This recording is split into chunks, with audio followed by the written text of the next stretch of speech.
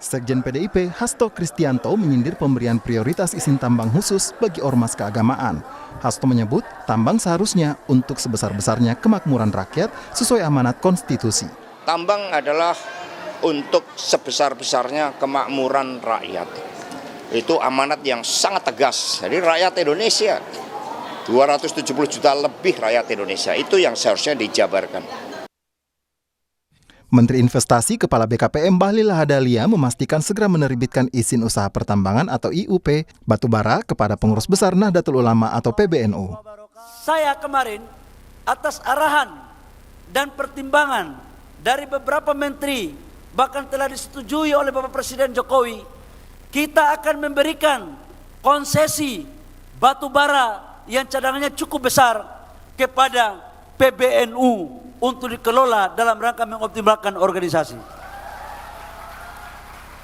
Setujukah tidak NU kita kasih konsesi tambang? Setujukah tidak? Karena itu tidak lama lagi saya akan teken IUP untuk kasih PBNU karena prosesnya sudah hampir selesai. Itu janji saya kepada kalian semua.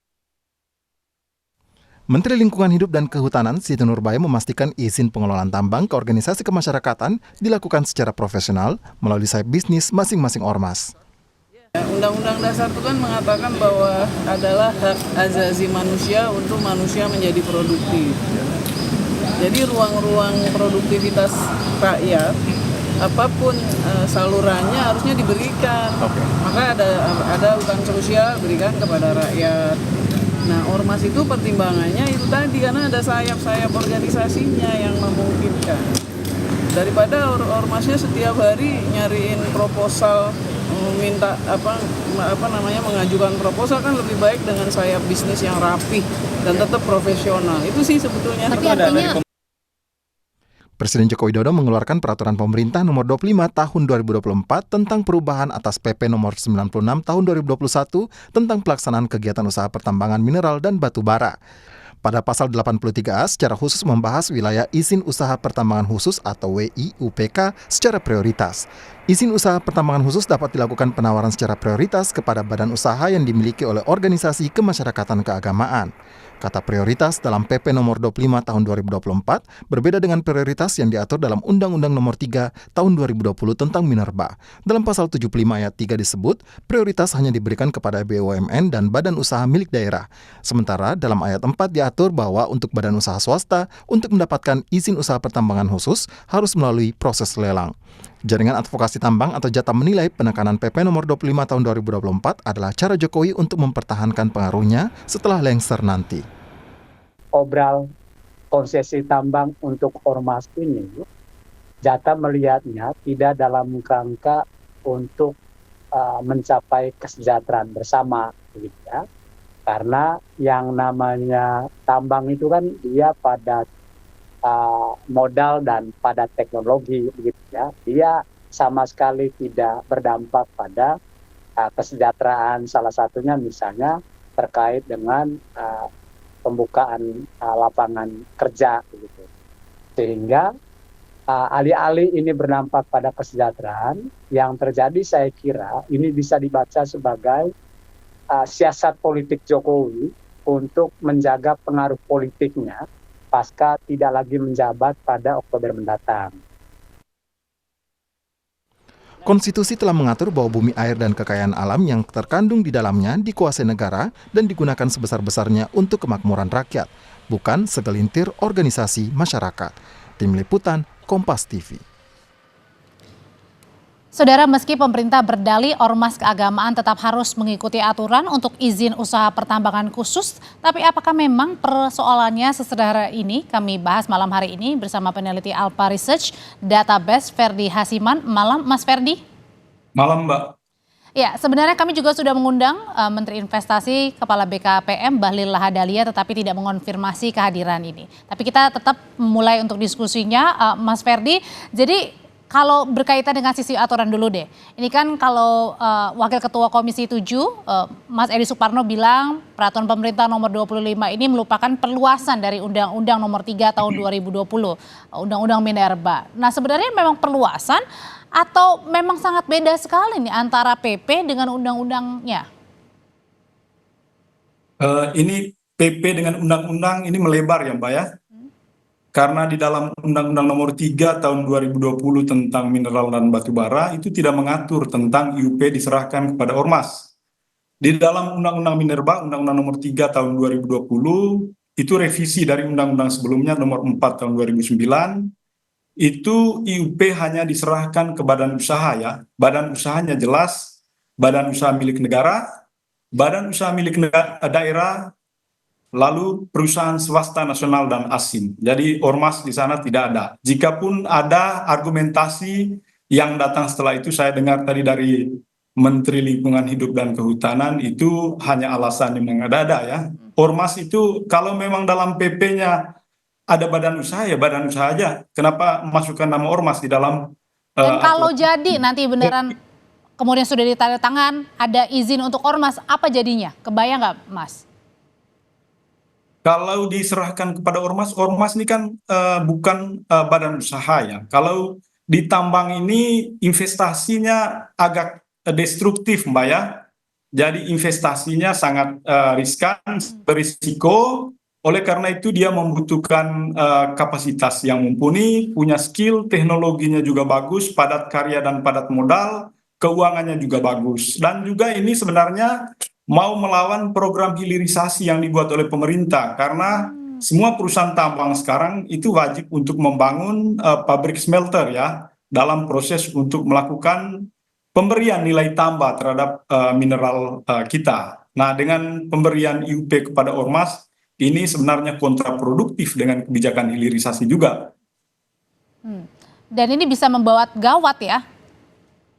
Dampak terhadap kerusakan ekosistem di daerah semakin besar ya. Tata kelola pertambangan kita semakin tidak jelas. Padahal kan dengan revisi Undang-Undang Nomor 4 Tahun 2009 menjadi Undang-Undang Nomor 3 Tahun 2020, itu revisinya untuk bisa mengatur tata kelola pertambangan yang baik. Karena ketika diserahkan ke bupati, wali kota dan daerah-daerah, IUP itu banyak yang ilegal, di atas 6.000 kalau saya nggak salah. Dan ini sebenarnya ketika dikembalikan ke pusat, sebenarnya ini arahnya lebih bagus, karena ini arah spiritnya mau mengatur kembali tata kelola pertambangan kita yang amburadul sebelumnya, banyak yang ilegal. Nah, dengan pemberian ke ormas ini saya kira daya destruktif tambang kita semakin besar ke depan.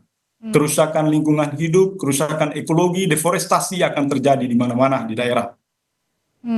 Mas Ferdi, lalu kemudian kalau yang dilihatnya sebenarnya pemberian izin usaha tambang ini untuk ormas ini tujuannya apa sih? Benar hanya untuk kemaslahatan sebesar-besarnya masyarakat Indonesia, atau ada isu untuk menjaga pengaruh politik dari seseorang?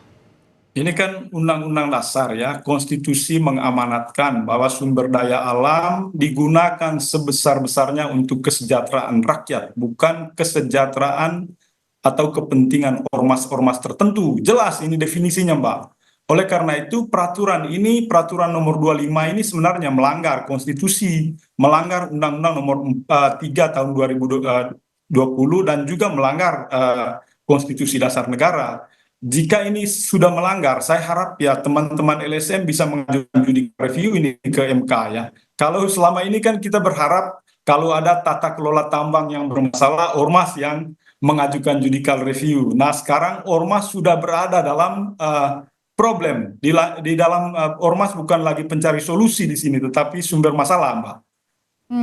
Oke, sumber masalah ya. Nah, kemudian kan ini biasanya ada frasa lelang ya, tapi kemudian di peraturan pemerintah ini tidak memunculkan adanya frasa lelang. Padahal dalam undang-undang ini mengatur adanya lelang. Nah, ini berarti kayak gimana nih nanti, Mas? Lelang ini kan diabaikan, karena ini kan IUP ini pemberiannya sangat akomodatif, Mbak. Jadi kemungkinan besar ada kepentingan politik di balik itu, ada pembagian kue-kue supaya mengamankan kekuasaan rejim tertentu. Oleh karena itu kita berharap ya, menjelang berakhir masa pemerintahan Pak Jokowi, tata kelola tambang kita semakin baik. Tetapi dengan dikeluarkan undang-undang ini sebenarnya mau melegalkan tata kelola tambang yang sebenarnya sangat Dan amburadul izinnya pun selama ini kalau tidak salah 5 tahun ya, artinya berlaku juga nanti di saat sampai 2029 ya, dengan Ya, pemerintahan yang benar. baru dan Ini pemerintahan kan yang pas habis 5 tahun. pemilu. Ya, benar, Mbak. Benar sekali. Nah kalau kayak gitu Jadi pokoknya lihatnya bagi para aktivis tambang, silakan Mas Ferdi. Mas Ferdi silakan. pemberian PP ini, PP 25 ini mestinya harus ditolak ya. Dan saya ingin ormas-ormas kita, ormas-ormas keagamaan itu banyak yang di dalam daftar ya, berbesar hati untuk menolak pemberian IUP ini meskipun sudah disampaikan oleh Pak Bahlil tadi ya. Jadi berbesar hati untuk mengamankan kepentingan bangsa dan negara. Jadi negara ini butuh sustainability ke depan, butuh pembangunan berkelanjutan. Tetapi kalau lingkungan dirusak, hutan dirusak, kita nggak akan berlanjut lagi. Oleh karena itu ya kita berharap ormas-ormas itu nggak ikut-ikutan untuk mengolah tambang. Justru harapannya ormas yang menolak begitu ya? Menolak, harus terlibat dalam bagaimana dia mengkritisi tambangan ke depan lebih bagus, tata kelolanya lebih bagus, proses hilirisasinya juga berjalan dengan baik, dan tambang itu benar-benar diperuntukkan untuk kesejahteraan rakyat. Dan kita tahu Mbak, IUP ini penerimaan untuk negaranya sangat kecil, tidak sampai 20 triliun ya. Yang besar selama ini adalah pemberian dari IUPK dengan kontrak karya. IUP ini menurut saya harus dioptimalkan kalau memang isu besar kita adalah menambah penerimaan negara. Tetapi kalau modelnya seperti ini, pengolahan tambang kita bukannya mau menaikkan penerimaan negara ini, tetapi mau merusak tatanan yang ada di daerah-daerah, khususnya di daerah-daerah lingkar tambang, Mbak. Mudah-mudahan masih bisa didengar ya untuk dievaluasi kembali peraturan pemerintahnya. Terima kasih peneliti Alpha Research Database, Ferdi Hasiman. Sehat selalu, Mas Ferdi. Ya, terima kasih banyak, Mbak.